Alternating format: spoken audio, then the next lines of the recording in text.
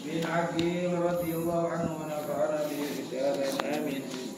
Ila qala radhiyallahu anhu kana fi awal al-amri man nama qabla an yuftira fi Ramadan yalzamu an yasuma al-yawm ath-thani bila suhur wa kanat as-sunnah anna man nama qabla salati al-isya la yuqidunahu wa la yut'imuna wa la yut'imuna wa hadha sayyidina Qais bin Sarima radhiyallahu anhu wa ardhah nama qabla salati al-isya fa umira bi muwasalati as-siyam hatta ghurubi syamsi yawm ath-thani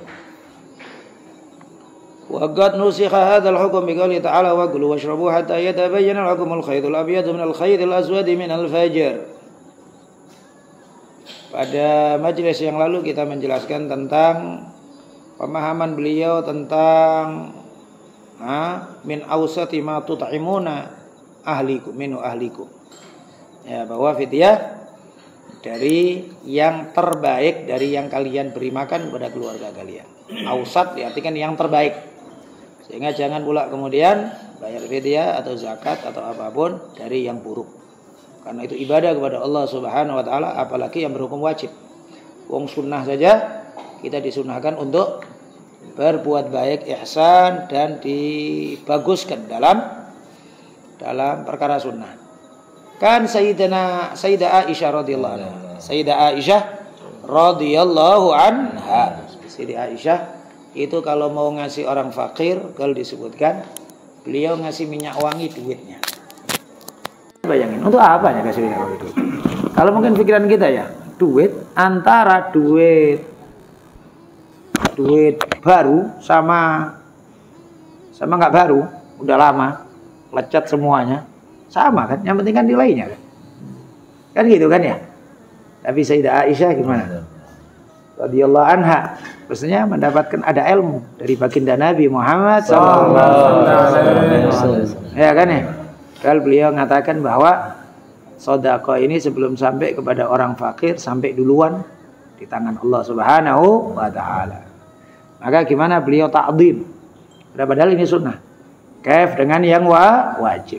Kadang orang wajib malah udah setahun sekali, malah dianggap repot-repot, disulit-sulit, entah apa. Ya, maka berusahalah untuk dalam melaksanakan yang wajib itu lebih bagus. Dan beliau juga menyebutkan di sini dulu pertama kali orang yang tidur sebelum makan di bulan Ramadan, maksudnya tidur dia sebelum sholat Isya tidur, maka wajib dia untuk puasa di hari kedua tanpa sahur. Jadi kalau udah tidur tidak boleh makan. Makannya sebelum tidur. Itu pertama kali dulu. Bahkan disebutkan ini adalah syariat umat terdahulu. Syariat umat terdahulu kalau sudah tidur maka nggak boleh sahur. Maka tidur itu mulai dianggap sebagai awal puasa. Maka subhanallah untuk kita dimudahkan oleh Allah Subhanahu wa taala. Ya, kalau sampai disebutkan dan sunnahnya dulu itu orang yang tidur sebelum sholat Isya maka nggak boleh dibangunkan. Dan juga nggak boleh makan, nggak boleh dikasih makan. Sampai dia bangun sendiri dan terus melanjutkan puasa. Gal di antara kenapa kok gitu? Satu, karena syariat umat terdahulu. Syariat umat terdahulu itu juga bagian menjadi syariat kita kalau tidak ada hukum dari kita. Maka kalau tidak ada kepastian artinya hukum nasikh menghapus syariat tersebut, maka syariat itu juga menjadi bagian dari syariat kita.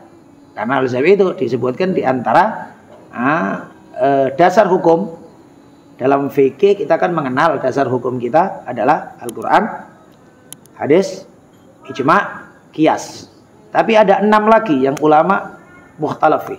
Ulama beda pendapat. Dalam 6 ini apakah termasuk dasar hukum atau tidak? Di antaranya istihsan. Istihsan itu adalah anggapan baik. Di antaranya lagi adalah istishab. Istishab itu hukum awal. Di antaranya lagi adalah syariatu man qablana. Syariatnya umat terdahulu. Apakah syariat umat terdahulu termasuk bagian dari dasar hukum apa enggak? Ulama beda pendapat. Ada yang mengatakan dasar hukum, ada yang mengatakan tidak. Walhasil syariat umat terdahulu juga garis besarnya kalau tidak ada hukum yang menghapus, maka tetap berjalan. Tetap berjalan. Syariat umat terdahulu. Maka ini juga dijalankan oleh baginda Nabi Muhammad SAW di awal-awal di kota Madinah. Sehingga disebutkan Qais bin Sarimah, seorang sahabat radhiyallahu anhu arba. Beliau ini tadi satu karena syariat umat terdahulu. Yang kedua, pentingnya sholat isya supaya tidak tidur duluan. Karena disebutkan ya, tidur setelah maghrib itu sesuatu yang sangat zaman dulu. Ya, sehingga sering kita sampaikan bahwa tidur setelah maghrib itu di antara yang termasuk larangan keras lah istilahnya ya. Bahwa sebutkan dalam surat Sajdah ya, tatajafa junubuhum 'anil madaji yad'una rabbahum khawfan wa tama'an. Lambungnya mereka terjauh dari tempat duduk, tempat tidurnya. Selalu berdoa kepada Allah dalam mengharap dan takut. Dalam tafsir Ibn Abbas disebutkan tatajafa junubuhum 'anil madaji bainal maghrib wal isya. Antara maghrib dengan isya, enggak boleh tidur. Ya, di antara yang ya larangan lah tidur setelah maghrib, termasuk tidur setelah asar. Tidur setelah asar ya. Kami disebutkan tidur setelah asar kalau 40 hari bisa gila katanya. Entah betul gila atau enggak, Allah alam. Omongannya omong orang-orang terdahulu ya. Ada satu orang enggak percaya. Jadi dia tidur lah dia. Pokoknya habis enggak percaya betul. Tidur pokoknya bisa asar tidur habis. Udah sampai hampir 40 hari dia udah ketakutan dah. Nanti gila pula lagi. Dia ngomong sama kawannya, aku udah janganlah kayak sama kawannya, udah jangan lanjutkan.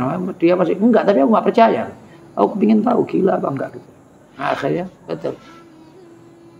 Sampai 40 hari dia tidur habis asar. Yang ke-40 hari karena dia takut, akhirnya dia tidurnya saking nyenyaknya dia bangunnya jam 12 malam.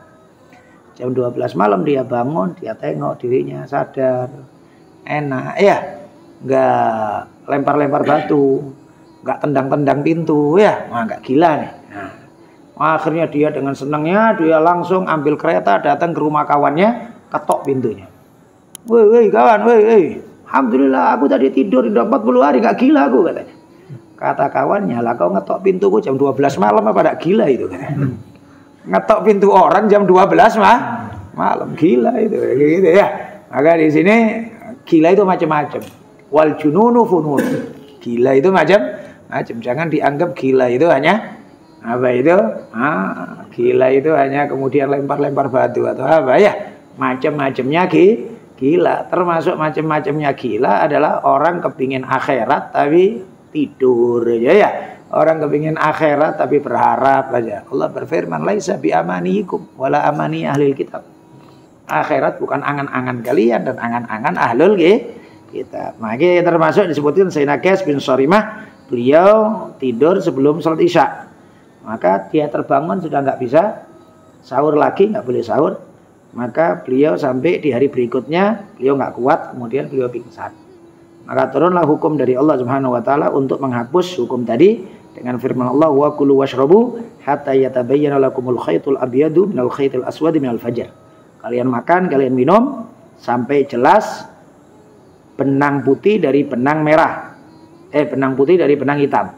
Maksudnya fajar. Sampai munculnya waktu fajar. Mulainya ada terang dari ufuk sebelah timur. Maka itu boleh kita makan dan minum. Bahkan sahur itu juga adalah kesunahan yang perlu untuk dijaga. Jangan sampai kemudian kita tidak sahur. Wallahu a'lam bishawab. Insyaallah dilanjutkan pada majelis-majelis yang akan datang. Al-Fatihah. Bismillahirrahmanirrahim. Iya kan. Tafadhalu.